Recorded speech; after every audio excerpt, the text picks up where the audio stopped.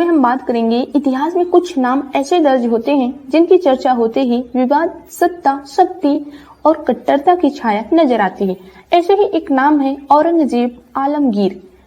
आज जानते हैं उस शासक की कहानी जिसने अपनी तलवार और रणनीति से पूरे हिंदुस्तान को झुका दिया, लेकिन दिल जीतना कभी नहीं सीख पाया। भारत के इतिहास में औरंगजेब का नाम उस शासक के रूप में दर्ज है जिसने सत्ता के लिए न केवल अपने परिवार को कुचला, बल्कि अपनी नीतियों से पूरे देश में विद्रोह और असंतोष को जन्म दिया। औरंगजेब का जन्म 3 नवंबर 1618 को हुआ था। शुरू से ही उसमें सत्ता की भूख थी। अपने पिता शाहजहां के बीमार होते ही उसने अपने भाइयों के खिलाफ युद्ध छेड़ दिया। सबसे बड़े भाई दारा शिकोह को पराजित करके उसने उसे बेदर्दी से मरवा दिया। शाहजहां को जीवन भर के लिए, शाहजहां मतलब अपने पिता को ही जीवन भर के लिए आगरा के किले में कैद कर दिया। औरंगजेब एक कट्टर मुसलमान था। उसने मुगल दरबार की उदार परंपरा को तोड़ा, जजिया कर फिर से लागू कर दिया। जो गैर मुसलमान थे, मतलब जो मुस्लिम थे, उनसे नहीं, उन पर नहीं लागू था, और जो मुस्लिम नहीं थे, अन्य जातियों में थे, उन पर ये कर लगाया गया था।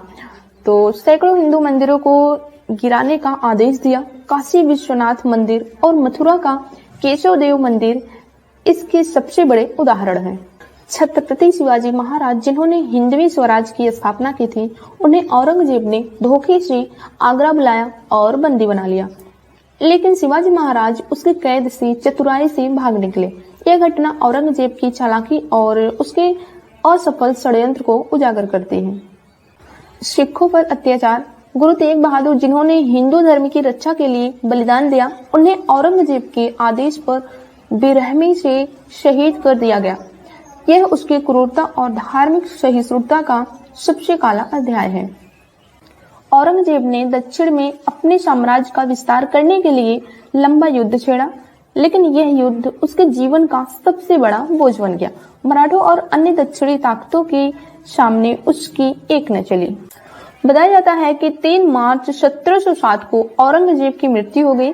वह अपने पीछे एक बिखरा हुआ, कमजोर और बागियों से घिरा साम्राज्य छोड़ गया।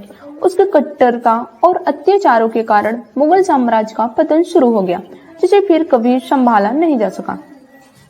इतिहास हमें सिखाता है कि ताकत और सत्ता कभी भी क्रूरता और अन्याय से अस्थायी नहीं रहती।